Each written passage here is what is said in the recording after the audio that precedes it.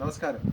Pala social welfare സൊസൈറ്റിയുടെയും Santhome farmers producers company limited പാലായുടെയും കൂട്ടായ്മയിൽ വാല്യൂ ആഡഡ് പ്രൊഡക്ട്സിനായി ഡെഡിക്കേറ്റഡ് ആയിട്ടുള്ള ഫാക്ടറിയുടെ ഇൻട്രഡക്ഷനിലേക്കാണ് നമ്മൾ കടക്കുന്നത്. ഈ ഒരു ഏരിയയാണ് നമ്മൾ റിസീവിങ് ഏരിയ ആയിട്ട് കൺസിഡർ ചെയ്യുന്നത്. ഇവിടെ നിന്ന് നമ്മൾ റോ മെറ്റീരിയൽ കളക്ട് ചെയ്തതിന് ശേഷം ആവശ്യമായ വാഷിംഗ് നടത്തി നമ്മളുടെ ഈ ഒരു ഏരിയയാണ് നമ്മൾ റെഫ്രിജറേറ്റഡ് സ്റ്റോറേജ് യൂണിറ്റ് ആയിട്ട് കൺസിഡർ ചെയ്തിരിക്കുന്നത്. ഇവിടെ അപ്പോൾ നമുക്കൊരു ചില്ലർ ഫെസിലിറ്റി വരുന്നുണ്ട്. ഓക്കെ, ചില്ലർ ഫെസിലിറ്റിയോട്ട് ചേർന്ന് തന്നെ നമ്മുടെ ഒരു റൈപ്പനിങ് ചേംബർ, അതായത് ഈ പഴങ്ങളൊക്കെ പഴുക്കാനായിട്ട് നമ്മൾ റൈപ്പനിങ് ചേംബറിലേക്കാണ് വെക്കുക. റൈപ്പനിങ് ചേംബറിനോട് ചേർന്ന് തന്നെ ഒരു ഗ്ലാസ് ചില്ലർ വരുന്നുണ്ട്. ഗ്ലാസ് ചില്ലറിന് തൊട്ടാണ് നമ്മുടെ ഫ്രീസർ യൂണിറ്റ് വരുന്നത്. അതായത് നമ്മൾ ഈ ഒരു area dedicated for refrigerator unit storage, അതായത് നമ്മൾ എന്തൊക്കെ ഐറ്റംസ് സപ്ലയറുടെ അടുത്തുനിന്ന് vegetables and fruits after washing refrigeration യൂണിറ്റിലാണ് സ്റ്റോറേജ് ചെയ്യുക. അപ്പോൾ ഈ റെഫ്രിജറേറ്റർ യൂണിറ്റിൽ സ്റ്റോറേജ് ചെയ്ത ഐറ്റംസ് നമ്മുടെ ഓർഡർ അനുസരിച്ച് നമ്മൾ അവിടുന്ന് പിക്കപ്പ് ചെയ്ത് നേരെ കൊണ്ടുവരുന്നത് അടുത്ത ഒരു സെക്ഷനിലേക്കാണ്. ഇവിടെ നമ്മൾ റോ മെറ്റീരിയൽ പ്രിപ്പയർ ചെയ്യുകയാണ് ആസ് പെർ ഓർഡർ.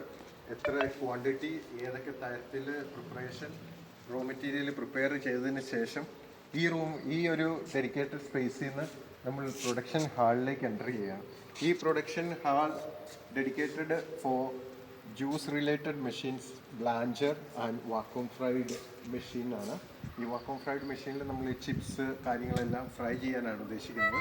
അപ്പോൾ ഇതിൻ്റെ ഒരു പ്ലേസ്മെൻ്റ് എന്ന് പറഞ്ഞാൽ നമ്മൾ ഈ പ്രൊഡക്ഷൻ ഹാളിലേക്ക് എൻ്റർ ചെയ്യുമ്പോഴേ നമ്മൾ ഒരു 400 ലിറ്ററിൻ്റെ ബ്ലാഞ്ചറാണ് നമ്മൾ വെക്കുന്നത്.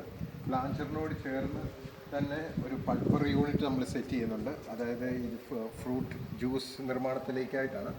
അവിടുന്ന് നമ്മൾ പൾപ്പറിനോട് ചേർന്ന് ഫ്രൂട്ട് മില്ലിൻ്റെ എക്യുപ്മെൻറ്റ് വരുന്നുണ്ട്. അതോടുകൂടി ഹോമോജനൈസറും ടാങ്കും കൂടെ, അതോടുകൂടി നമ്മുടെ fruit related or juice related എക്യുപ്മെൻറ്റ്സിൻ്റെ ഒരു പൊസിഷനിങ് ഇവിടെ തീരുകയാണ്. അതിനോട് ചേർന്ന് നമുക്കൊരു 10 അടി നീളത്തിൽ 8 അടി വീതിയിൽ നമുക്കൊരു വാക്വം ഫ്രൈഡ് മെഷീനും ഡീഓയിലിംഗ് മെഷീനും ഈ ഒരു ഏരിയയിൽ വരുന്നുണ്ട്. കാരണം ഇവർക്ക് കുറച്ച് വാട്ടർ ഡിസ്ചാർജും വാട്ടർ യൂസേജൊക്കെ വരുന്നുണ്ട്. അതിന് വേണ്ടിയിട്ട് നമ്മൾ ഒരു എക്സ്ട്രാ ടാങ്ക് ഇവിടെ പുറത്തേക്ക് വരുന്നുണ്ട്. അതുകൊണ്ടാണ് ഇത് ഈ വാൾസിനോട് ചേർന്ന് തന്നെ വാക്വം ഫ്രൈഡ് മെഷീനും ഡീഓയിലിംഗ് മെഷീനും നമ്മൾ പ്ലേസ് ചെയ്തിരിക്കുന്നത്. നമ്മൾ വാക്വം ഫ്രൈഡ് മെഷീൻ ഏരിയയിൽ നിന്ന് നമ്മൾ നേരെ ആ സെയിം പ്രൊഡക്ഷൻ ഹോളിലൂടെ മുന്നോട്ട് വരുമ്പോൾ നമ്മളുടെ ഹീറ്റ് പമ്പ് ഡ്രയറാണ്. ഹീറ്റ് പമ്പ് ഡ്രയറിന് നമ്മൾ ഏകദേശം 8 അടി നീളവും 8 അടി വീതിയും ഉള്ള പ്ലേസ് നമ്മൾ പ്രൊവൈഡ് ചെയ്തിട്ടുണ്ട്. കാരണം ഈ ഹീറ്റ് പമ്പ് ഡ്രയറിനോടനുബന്ധിച്ചുള്ള ട്രോളീസ്, റാക്സ് എല്ലാം ചെയ്യാൻ വേണ്ടിയിട്ടും കൂടെ ഉള്ള പ്ലേസ് കണക്കാക്കിയാണ് ഈ HPD റൂമിന് നമ്മൾ ഇത്രയും സ്പേസ് അലോക്കേറ്റ് ചെയ്തത്. HPD റൂമിൽ പ്രോസസ്സ് ചെയ്ത ഫുഡ് നേരെ പ്രോസസ് റൂമിലേക്കാണ് വരുന്നത്. അത് HPD റൂമിനോട് ചേർന്ന് തന്നെയാണ് നമ്മൾ സെറ്റ് ചെയ്തിരിക്കുന്ന പ്രോസസ് റൂം. അപ്പോൾ ആ പ്രോസസ് റൂമിൽ നമുക്ക് HPD എടുത്ത പ്രോസസ് റൂമിൽ നമ്മുടെ പാക്കിങ്, നമ്മുടെ സോർട്ടിങ്, പാക്കിങ്, നൈട്രജൻ പാക്കിങ് എല്ലാം ഈ ഒരു പ്രോസസ് റൂമിൽ നടത്താൻ വേണ്ടിയാണ് ഇത് ഡെഡിക്കേറ്റഡ് ആയിട്ട് process room cum common packing റൂമായിട്ട് സെറ്റ് ചെയ്തിരിക്കുന്നത്. ഇനിയിപ്പോൾ ഇവിടെ നമ്മളുടെ ജ്യൂസ് റിലേറ്റഡ് മെഷീനും വാക്വം ഫ്രൈഡ് മെഷീനും ഹീറ്റ് പമ്പ് ഡ്രയറിനും ഉള്ള പൊസിഷനിങ് നമ്മൾ ഡിസ്കസ് ചെയ്തു. ഇനിയിപ്പോൾ നമുക്ക് പോകാനുള്ളത് പുട്ടുപൊടി പ്രോസസ്സിങ് യൂണിറ്റിലേക്കാണ്. അപ്പോൾ നമുക്ക് അങ്ങോട്ട് പോകാം.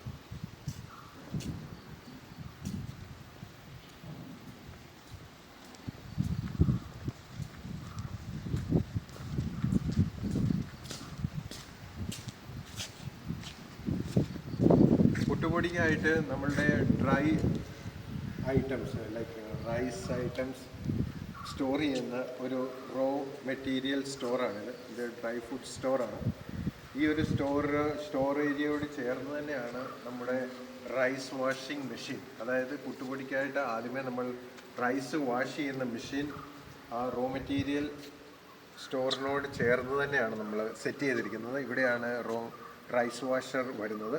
ഈ റൈസ് വാഷറിൽ നിന്ന് ഒരു 5 മീറ്റർ വിട്ടാണ് നമ്മുടെ സ്റ്റീമർ പ്ലേസ് ചെയ്യുന്നത്. കാരണം അവിടെ ഒരു സ്പേസ് നമ്മൾ അലോക്കേറ്റ് ചെയ്തിട്ടുണ്ട്.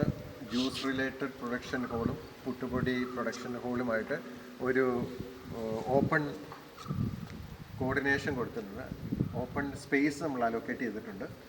ഓപ്പൺ സ്പേസിൽ നിന്ന്, അതായത് റൈസ് വാഷറിൽ നിന്ന് നമ്മൾ വരുന്നത് സ്റ്റീമറിലേക്കാണ്. ഇവിടെ ബോക്സ് സ്റ്റീമർ പ്ലേസ് ചെയ്യുന്നുണ്ട്. അപ്പം ബോക്സ് സ്റ്റീമർ ഹീറ്റ് പമ്പ് ഡ്രയറിൻ്റെ ആ ഡിവൈഡറിനോട് ചേർന്നാണ് സ്റ്റീമർ വരുന്നത്. ആ സ്റ്റീമറിൽ ഇരിക്കുന്നതിനോട് ചേർന്ന് നമ്മുടെ പുട്ടുപൊടിക്കുള്ള പൾവറൈസർ വരുന്നുണ്ട്. പൾവറൈസർ ഇവിടെയാണ് നമ്മൾ പ്ലേസ് ചെയ്യുന്നത്. ആ പൾവറൈസർ എന്നുള്ള പൊടി നമ്മൾ റോസ്റ്റ് ചെയ്യുന്നത് ഈ ഏരിയയിലാണ്. റോസ്റ്റർ ഈ ഏരിയയിൽ സെറ്റ് ചെയ്തതിന് ശേഷം റോസ്റ്റ് ചെയ്ത ഐറ്റംസ് നമ്മൾ കൂളിങ്ങിന് വേണ്ടി വെക്കും. ഇവിടെ ഒരു cooling table, 4 cooling table set ചെയ്തിട്ടുണ്ട്. അതായത് പ്ലേസ് ചെയ്യാനുള്ള സ്പേസ് നമ്മൾ അലോക്കേറ്റ് ചെയ്തിട്ടുണ്ട്. ഈ കൂളിംഗ് ടേബിൾ മെയിൻലി 2 പർപ്പസിന് വേണ്ടിയാണ്. നമ്മളുടെ റൈസ് വാഷ് ചെയ്തതിന് ശേഷം നമ്മൾ ബോക്സ് സ്റ്റീമറിൽ സ്റ്റീം ചെയ്യുന്നതാണ്. ആ സ്റ്റീം ചെയ്ത് കഴിയുമ്പോൾ നമ്മൾ ഈ കൂളിംഗ് ടേബിളിൽ ഒന്ന് സ്പ്രെഡ് ചെയ്തിടും, അത് കൂളാവാൻ വേണ്ടി. കൂളായ റൈസ് പൗഡറാണ് നമ്മൾ പൾവറൈസറിൽ പൊടിക്കുന്നത്. പൊടിച്ചതിന് ശേഷം റോസ്റ്റ് ചെയ്തതിന് ശേഷം പൊടിച്ചതിന് ശേഷം റോസ്റ്റ് ചെയ്തതിന് ശേഷം വീണ്ടും നമ്മൾ കൂളിങ്ങിനായിട്ട് ഈ ഏരിയയിൽ നമ്മൾ സ്പ്രെഡ് ചെയ്തിടും പൗഡർ. ആ കൂളിങ് ചെയ്തതിന് ശേഷം നമ്മൾ ഷിഫ്റ്ററിലിട്ട് അതിൻ്റെ നല്ല പൊടിയും, അതായത് തരി കുറവും തരി കൂടുതലും ഉള്ളത് നമ്മൾ വേർതിരിച്ചെടുക്കുകയാണ് ഈ ഷിഫ്റ്ററിൽ ചെയ്യുന്നത്. ഷിഫ്റ്ററിൽ നിന്നുള്ള നമുക്ക് പാക്ക് ചെയ്യാൻ റെഡി ആയിട്ടുള്ള പൗഡർ നമ്മൾ നേരത്തെ അസൈൻ ചെയ്തിട്ടുള്ള കോമൺ പാക്കിംഗ് റൂമിലെത്തി അവിടെ ആസ് പെർ ഗ്രാമേജ് പാക്കിങ്ങും നടക്കുന്നതാണ്. അവിടുന്ന് പാക്ക് ചെയ്ത ഐറ്റംസ്, അതായത് ഇതിപ്പോൾ ഇവിടെ വരിക HPDയിൽ പ്രോസസ്സ് ചെയ്ത ഐറ്റംസും പിന്നെ പുട്ടുപൊടി ആയിട്ടുള്ള, അതായത് പുട്ടുപൊടി പാക്ക് ചെയ്തതിന് ശേഷമുള്ള ഐറ്റംസും കോമൺ പാക്കിംഗ് റൂമിൽ നിന്ന് നേരെ ഫിനിഷ്ഡ് ഗുഡ്സിലേക്കാണ് വരിക. ഈ ഒരു ഏരിയ ആണ് നമ്മൾ ഫിനിഷ്ഡ് ഗുഡ്സിന് വേണ്ടിയിട്ട് അലോക്കേറ്റ് ചെയ്തിരിക്കുന്നത്. ഇത് ഏകദേശം 5.5 അടി നീളവും 5.5 അടി വീതിയിലുമാണ് നമ്മൾ സെറ്റ് ചെയ്തിരിക്കുന്നത്. ഇപ്പോൾ നമ്മൾ സ്പേസ് അലോക്കേറ്റ് ചെയ്തിരിക്കുന്നത് ഫിനിഷ്ഡ് ഗുഡ്സിൽ. ഈ ഫിനിഷ്ഡ് ഗുഡ്സിൽ എല്ലാ തരത്തിലുള്ള ഫിനിഷ്ഡ് ആയിട്ടുള്ള products, post delivery, pre delivery items എല്ലാം ഇവിടെയാണ് വെക്കുക. ഈ ഫിനിഷ്ഡ് ഗുഡ്സിന് ശേഷം നമ്മൾ നേരെ പോകുന്നത് ഡിസ്പാച്ച് ഏരിയയിലേക്കാണ്. കാരണം ഇവിടെ നമ്മളൊരു ഓപ്പണിങ് കൊടുക്കുന്നുണ്ട്. ഫിനിഷ്ഡ് ഗുഡ്സിൽ നിന്ന് ഡിസ്പാച്ചിലേക്കാണ് നമ്മൾ ഇവിടുന്ന് പോകുന്നത്. ഇവിടുന്ന് നമ്മളുടെ ഫൈനൽ പ്രൊഡക്റ്റ് നമ്മളുടെ വാല്യുബിൾ കസ്റ്റമറിലേക്ക് നമ്മൾ കയറ്റി വിടുകയാണ്. ജ്യൂസ് പ്രൊഡക്ഷൻ ഹോളിൻ്റെയും പുട്ടുപൊടി പ്രൊഡക്ഷൻ ഹോളിൻ്റെയും ഇടയിലായി നമ്മളൊരു separate room masala pulveriser place ചെയ്യാൻ വേണ്ടി അലോക്കേറ്റ് ചെയ്തിട്ടുണ്ട്.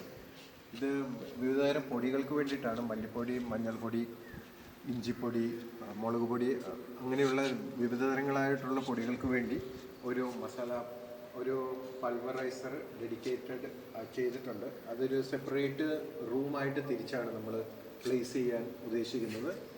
അപ്പം ഇതാണ് നമ്മുടെ ഒരു ഫാക്ടറിയുടെ process room or operation room setting നമ്മൾ ഇത് കൺസിഡർ ചെയ്തിരിക്കുന്നത്.